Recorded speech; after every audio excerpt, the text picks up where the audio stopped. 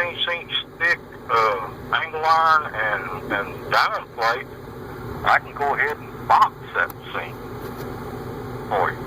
To where, I can guarantee it's not going to fail. I can guarantee it's not going to fail right now. But my main concern was that basically Richard, when I talked to him, I felt like he was mad at me for not being here when he got here. But anyway, like I say, I didn't want to, leave you with whether you don't want to mess with it anymore or not. That's up to you. I just don't want to leave you with a feeling that I'm trying to pawn off some kind of shoddy work on you. Yeah, I understand, and and I can understand from Richard's viewpoint. It's a long drive for him, so I can understand why he'd be upset. But it's honestly, it just comes down to my decision. I mean, it does not look like sound safe work to me, not professional at all, and I would not trust even driving it down the road, let alone towing a trailer with it. So that was just my call, and I told him just pack it up, and thanks for driving all the way up there. So well, like I say, I'm not saying it looks the best in the world, but like I say, I've never had. I would trust it, and I wouldn't, I wouldn't put off anything on anybody that I wouldn't trust myself. And like I say,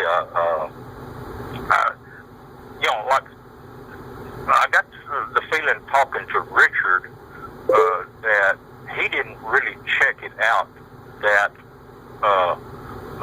close, or he would have seen that it was adequate. One comment he made was the disparity in the widths of the two frames where had the frames joined together. And he evidently did not check, or I could have showed him what I had done to fill in that gap between the two frames.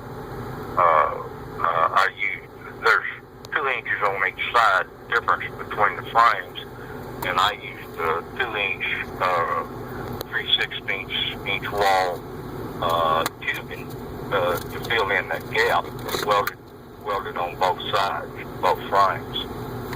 So, that tells me that he didn't really check it out very close. He just, I don't know what he did, why he didn't. Like I say, I felt like he was mad because I wasn't here when he showed up, and that tended him to make the call he did. But, well, like I said, it was my call. He asked me about it, and I told him to send me pictures of it. And the last thing I want to deal with is a vehicle that's had a frame cut, spliced, and then, half-assed together, basically. So, I'm sorry that we couldn't make the deal work, and, it is what it is. But I would definitely take pictures of that frame and put it on your Craigslist ad, because that's, pretty misleading. But I do appreciate the phone call back and everything. I mean, I got to get back to work, but yeah. Now, let me. Are you going to do that?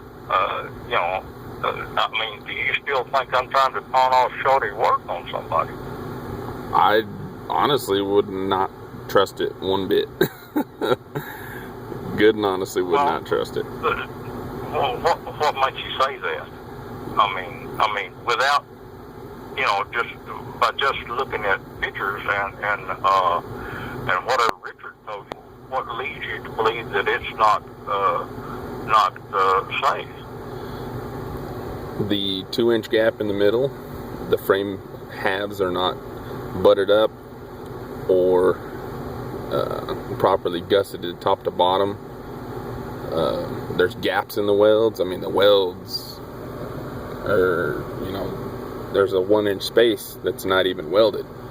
And, I've done welding. I've been in the oil and gas industry for going on 11 years now. And, I know how to spot good structural work and what to stay away from. So, like I said, I apologize that we couldn't have made the deal work. And, I guess, it kind of is what it is. Yeah. Well, let me describe to you what I did there, and then I'll ask you for your opinion on it. You state you're familiar with welding and construction. That frame. Okay, what happened is, once I got the two frames joined together, I found out that I had an inch too much towards the front. I couldn't get the drive shaft hooked up to the rear end. So I just split the frame there and stretched it an inch so I could get the drive shaft to hook up. And then that's that splice that Richard sent you a picture of. Now that frame thickness is 3/16 inch material. I used pieces from the front frame, which is the same thickness and the same steel as the frame there that I spliced together. On the inside of the frame, on the top rail and the bottom rail, I've got a piece welded across, placed across there and welded to both sides. Then on the outside, close to the middle, I've got a 3-inch wide piece welded across to both sides. And then above that, I have about an 8-inch. Now I don't know whether the picture showed it or not, but I've got the bed welded to the frame. It's not bolted to the frame. And one of the places where I've got it welded to the frame is right there at that seam. I've got about a 10-inch long, 3/16 piece of diamond plate steel welded to the frame rail on the bed and down on the top side of the frame. So basically I've only got about, on the outside of the frame, there's only about a 3-inch gap there at the bottom that doesn't have anything welded across it.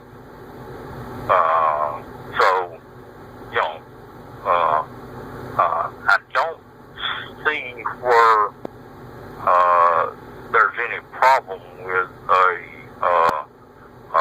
a failure in that area, mainly because it doesn't matter whether you've got a load on the bed or pulling a trailer with it, a gooseneck trailer. The stress is not going to be in that area. If you're carrying a load on the bed, then the whole bed is all solid metal. It's going to take the stress and spread it from one end of the frame to the other. Now, if you're pulling a trailer, one of the other places that I've got the bed welded to the frame is I've got about a 15-inch long piece of 3/16 diamond plate welded from the bed rail to the outside of the frame rail right above the rear end. That's where the gooseneck hitch is in relationship to the frame. So any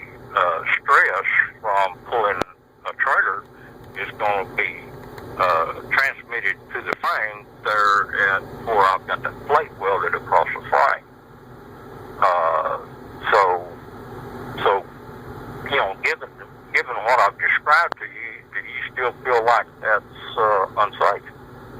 Yes, sir. Why? I'm looking at it right now. I got pictures of everything, and I'm looking at it right now. But like I said, I mean, I do have to get back to work. But thank you anyway. Well, I'm concerned here. You brought up the safety issue, and that does concern me.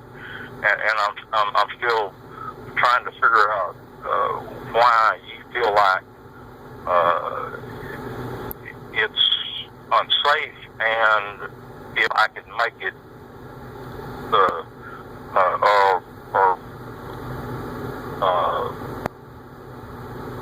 do anything that would make it feel or make you feel like it was safe. You know, most framework, if it is an extension or a shorten, it's boxed, it's overlapped, you know, one piece slid inside the other, gusseted. I mean, there's a lot of things besides just lining two halves up and, you know, putting a couple pieces of metal between them. I mean, there's a lot of different things that you have to do, especially with this being, you know, a C-channeled frame like that.